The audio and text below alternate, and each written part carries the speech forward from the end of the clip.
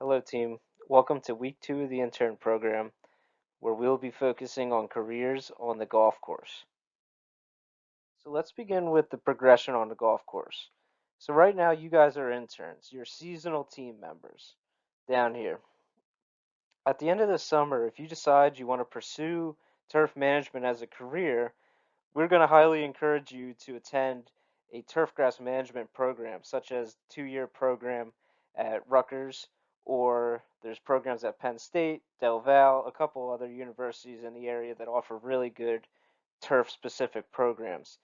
At that point, you would become a full-time turf student. So that also can be referred to as an assistant in training, and that just differentiates you as someone who is pursuing turf management as a career.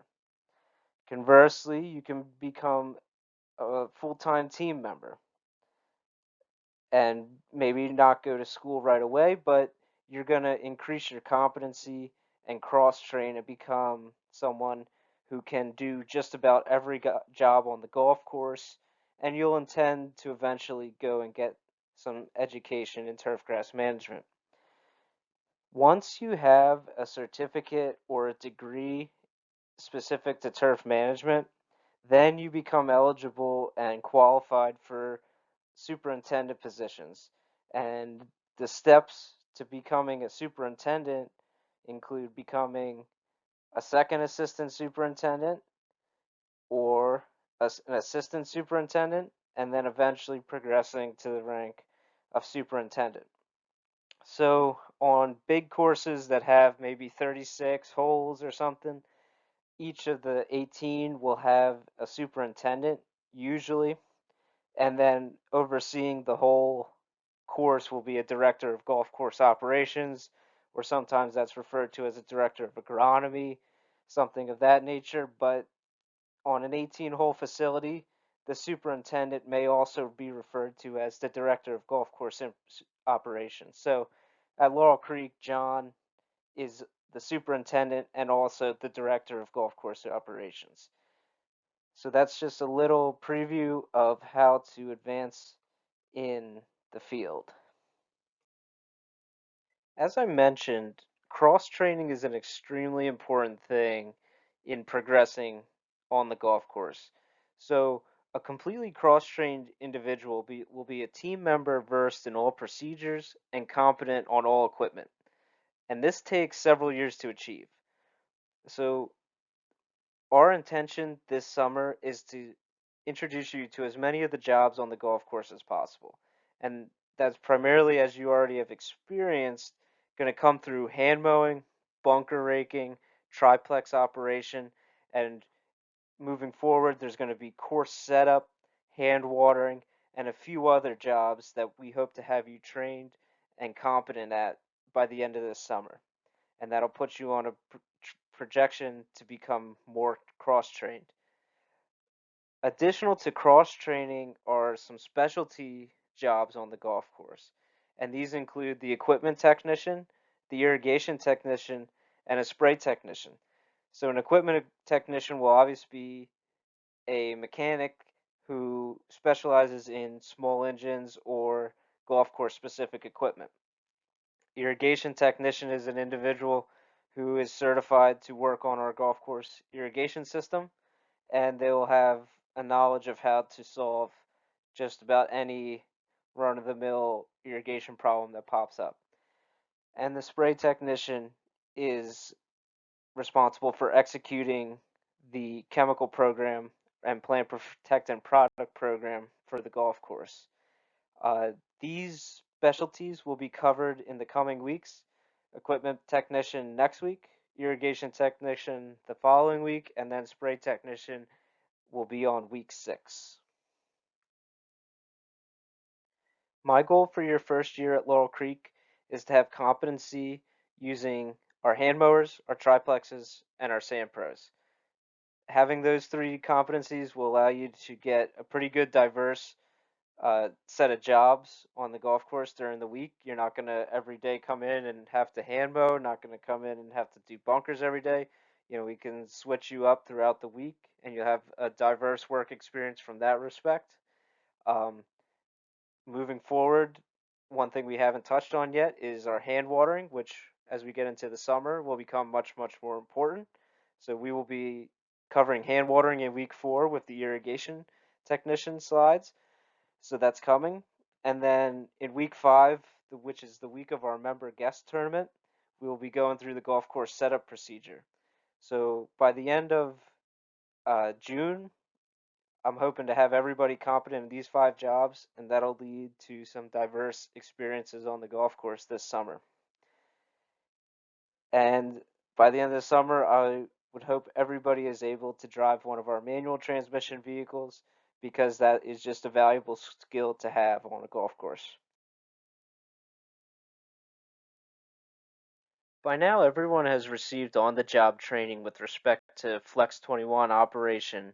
So now I'm going to go through a little bit of the background information on mowing itself and its relationship with turf. Turf plants are able to tolerate mowing because they're evolutionarily adapted to survive the grazing of animals.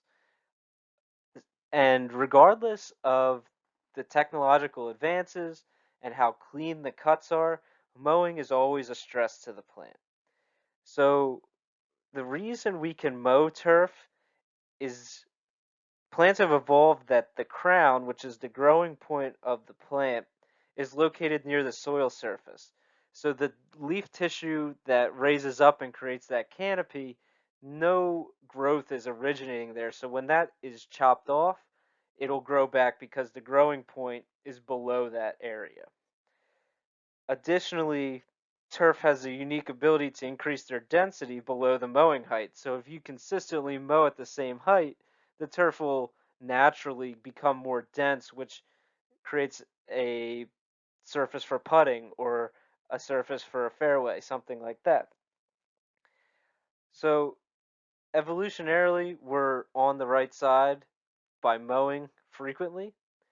But then there are some factors that are going to decrease the growth rate of grass, and those include shade, poor drainage, and poor air movement. So you'll notice at Laurel Creek, there are some greens that are shaded more so than others. So over the summer, you might be able to see a difference in the amount of clippings you get from, say, 8 green or number 1 green, where number 1 green is in full sun most of the day, where 8 green has a period of the day where it is shaded from that bordering wood line.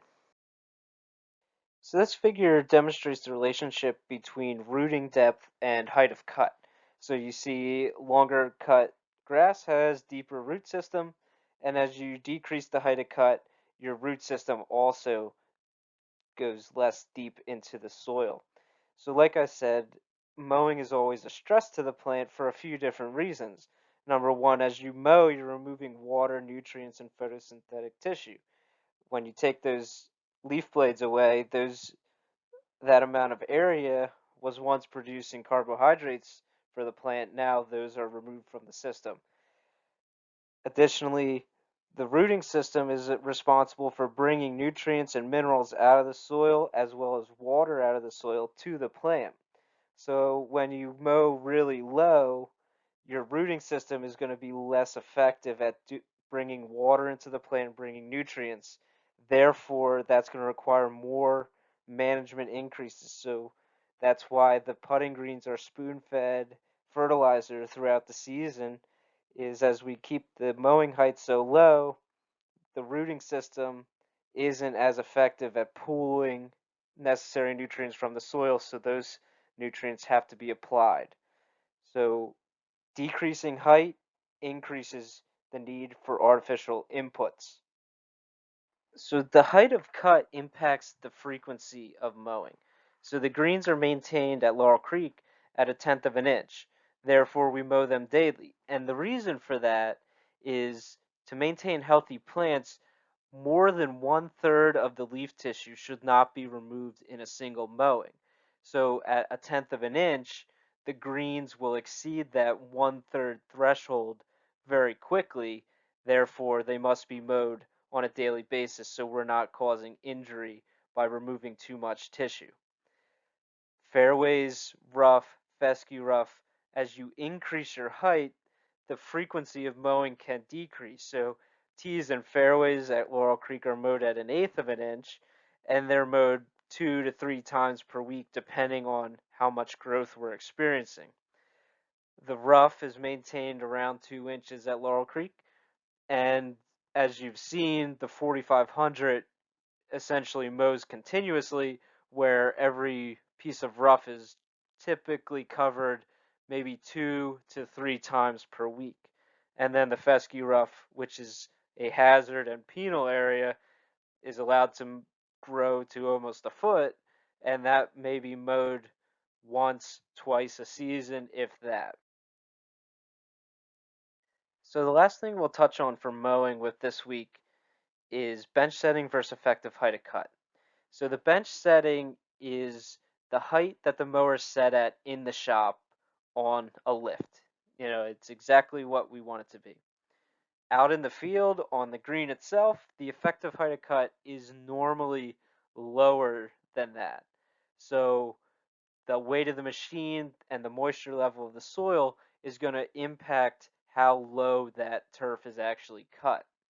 And this becomes important for the operator to understand after rain, or if we're out mowing and it starts to pour, when should you stop trying to cut if, you know, someone doesn't come and tell you to stop.